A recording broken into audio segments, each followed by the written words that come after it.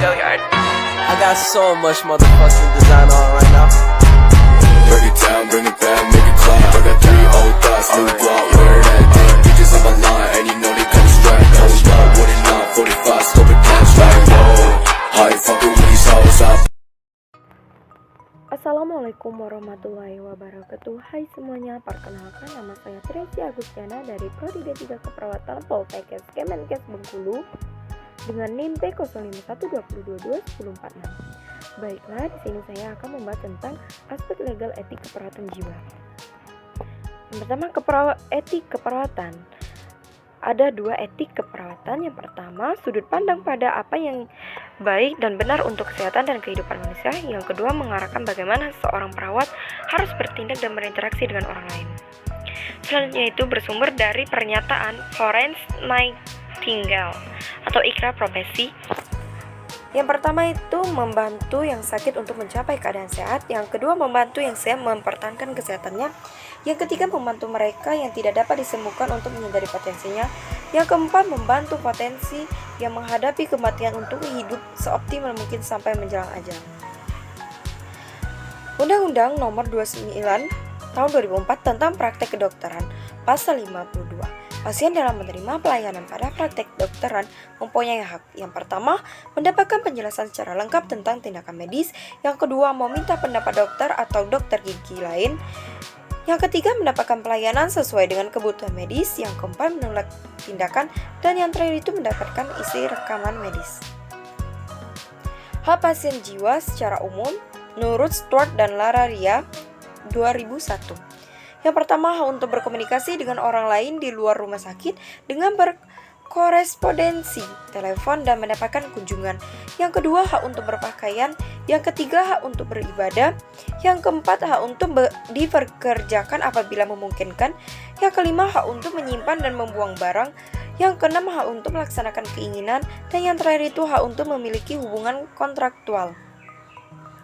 Selanjutnya itu alasan masuk rumah sakit jiwa. Yang pertama, yaitu berbahaya untuk diri sendiri dan orang lain. Yang kedua, membutuhkan perawatan. Dan yang ketiga itu tidak dapat memenuhi kebutuhan dasar secara mandiri.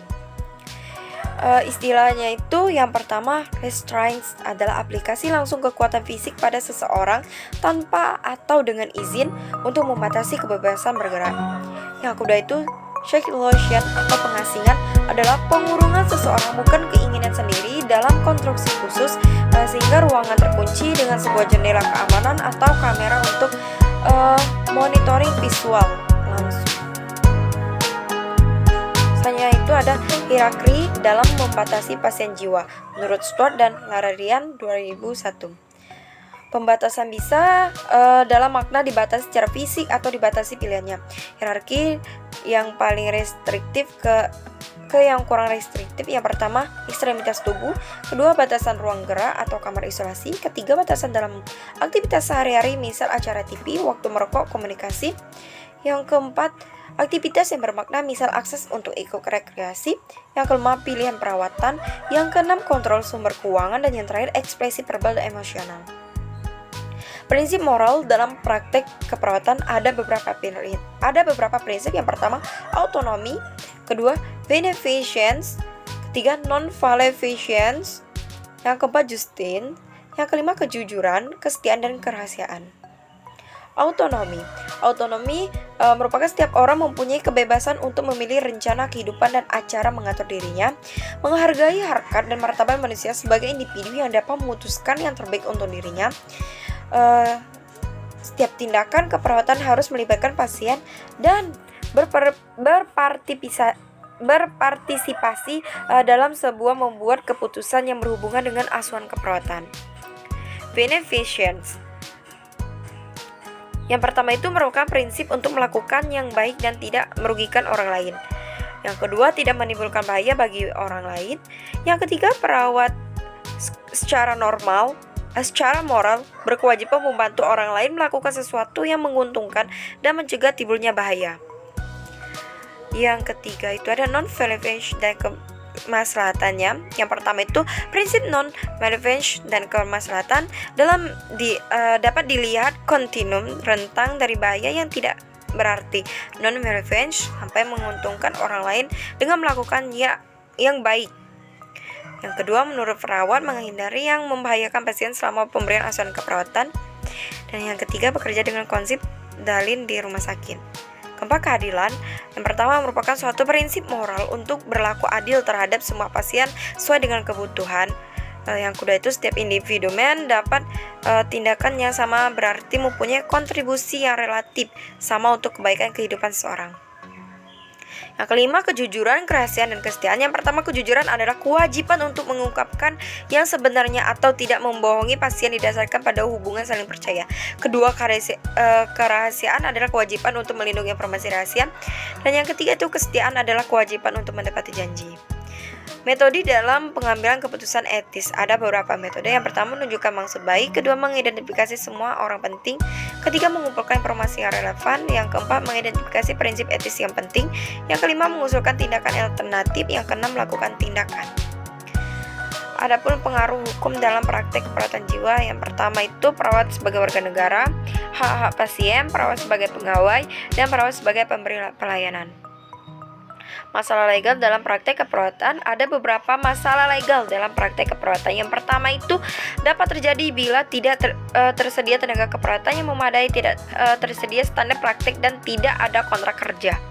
Yang kedua, perawat profesional perlu memahami aspek legal untuk melindungi diri dan melindungi hak-hak pasien, dan memahami batasan legal yang mempengaruhi praktek keperawatan. Yang ketiga itu ada pedoman legal, undang-undang praktek, peraturan keperawatan, Menkes No. 1239, dan hukum adat. Liabilitas dalam keperawatan jiwa ada beberapa. Yang pertama, pasien bunuh diri. Yang kedua, gagal mendiagnosa. Yang ketiga, masalah terkait dengan SCT. Keempat, penyalahgunaan obat-obat psikoaktif. Kelima, melanggar kerahasiaan. Keenam, gagal merujuk pasien. Ketujuh, gagal untuk melaporkan penganiayaan. Dan yang terakhir, tidak adanya informan konsen. Pertanggungjawaban pidana terkait dengan kondisi jiwa seseorang. Ada beberapa pertanggungjawaban. Yang pertama, tindakan kriminal yang dilakukan oleh seorang yang diduga memiliki kelainan jiwa perlu mendapatkan penyelidikan dari seorang ahli kesehatan jiwa, visum et repertum psychiatricum atau VER. Yang kedua, argumen yang menyebutkan bahwa seorang yang didakwa melakukan tindakan kriminal dianggap tidak bersalah karena orang tersebut tidak bisa mengontrol perbuatan atau tidak mengerti perbedaan antara benar dan salah yang dikenal sebagai peraturan M10. Saat orang tersebut memenuhi kriteria, dia dapat dinyatakan tidak bersalah karena mengalami gangguan jiwa. Minimalkan liabilitas. Yang pertama, ikuti standar. Dua, berikan semua keperawatan yang kompeten, hubungan empatik, hormat dan bela rasa, dokumentasi lengkap dan objektif, dan tepat waktu dan yang terakhir itu, perawat menolong di tempat umum. Standar keperawatan, pedoman praktek keperawatan aman dan tepat, menekankan tanggung jawab atau mengacu pada pelaksanaan tugas yang dikaitkan dengan peran perawat. Tanggung gugat dapat memberikan alasan atas tindakan keperawatan yang diberikan atas diri, pasien, profesi, atasan, dan masyarakat. Oke, itulah sedikit penjelasan tentang asuhan keperawatan jiwa. Baiklah, terima kasih. Terima kasih atas waktunya. Sekian, terima kasih. Jangan lupa like, comment, and subscribe. Oke guys, bye-bye. Assalamualaikum warahmatullahi wabarakatuh.